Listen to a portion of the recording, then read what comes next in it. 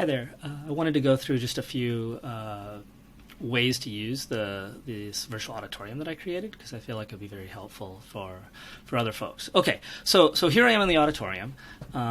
This is a standard ohyay room, meaning you see a canvas in front of you. The left side of the room is a navigation bar that shows you all the other rooms in the virtual classroom space. So for example, in this virtual space, there's the lecture hall where there's currently 36 people in. There is my office down here at the bottom, and there's the main menu that you might be familiar with at the top. So I'm going to go ahead and show some slides just to make this a little bit more realistic. Let me screen share some slides. These are just some slides from my computer graphics class right now. So they're just standard slides, nothing like that.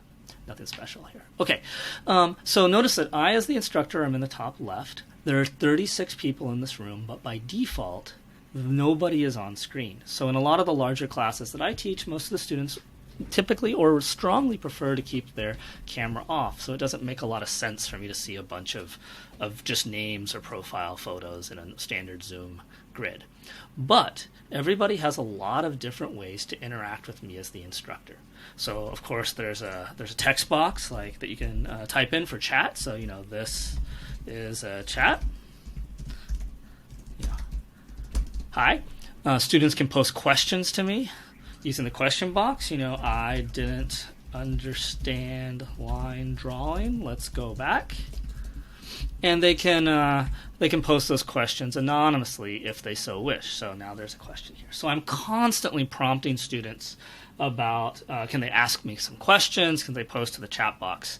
If I'm not getting a chat at least once a minute or so, I will stop and lecture and solicit them. Now, probably the most important way that I can get feedback from my students without seeing them is this form of emoji eye contact. So now down at the bottom of the screen, you see these emojis. And students can click on those to react to what I'm saying at any time. So I might prompt the class with, hey, is everybody following this? And students can give me a thumbs up or a thumbs down. Now, unlike a poll or other things, these are just happening constantly throughout lecture, and it's extremely useful to me as a lecturer to get a beat on the class. For example, in my classes, it's pretty common for students, like when they understand something, to throw up a bunch of positive emojis, like these. If they're not understanding, I might see some negative emojis, like head exploding or things like this. Now, some of these emojis have audio associated with them. One of the most popular ones is clapping. So if at any point during at the end of the lecture, or if a student volunteer comes up and does something, we often give them an audible clap. Students can choose their own emojis, and some of them are associated with audio, like a drum roll for a student doing something, or often I play crickets if I'm not feeling like I'm getting the feedback from the students that I want. Now, of course, at any time, a student can appear on screen by clicking this step to the mic button. Let me go ahead and do it. So if I step to the mic, an audience member, and I'm just doing it for now, will be apparent, and their audio is on for everybody in the class. And then after they ask their question, they might leave the mic.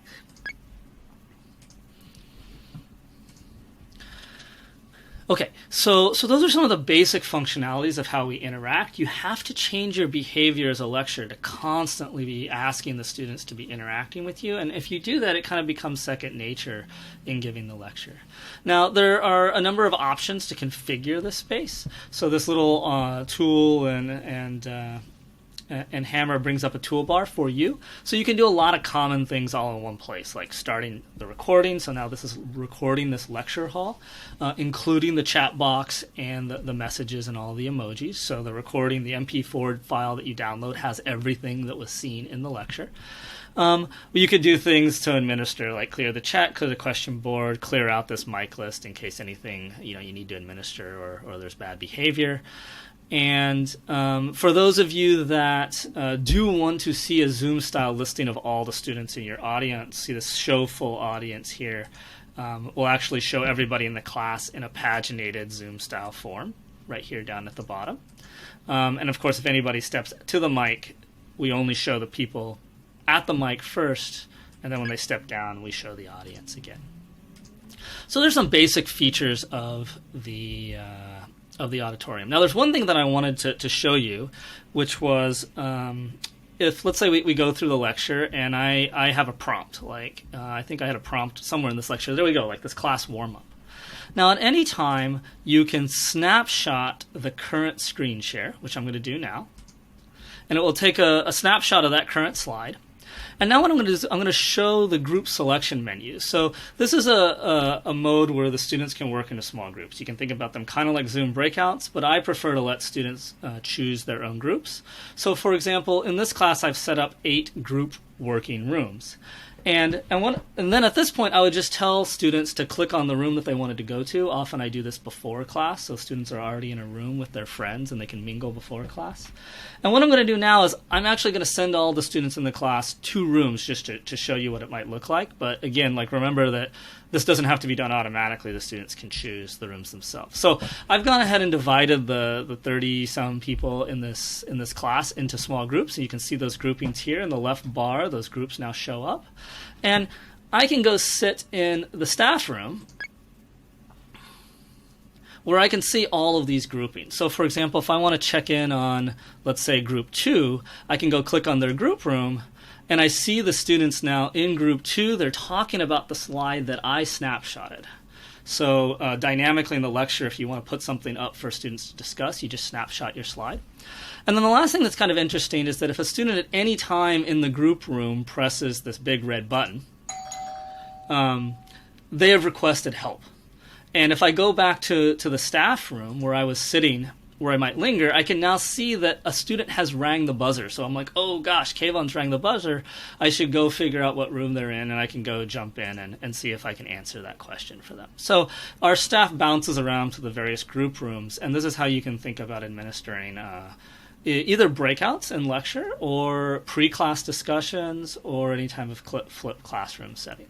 So I'm going to go back to the lecture hall and go back to my menu and do things like send an announcement saying, we are going to reconvene in 5, or to, get back together in 5.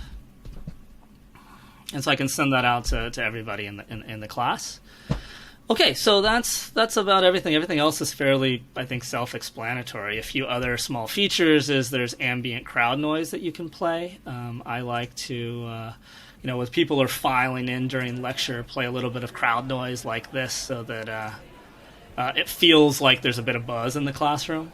And then right before I get started, I tend to stop that crowd noise like this. Okay, hopefully that helps. Good luck. Feel free to have fun and send me any questions if I can be helpful.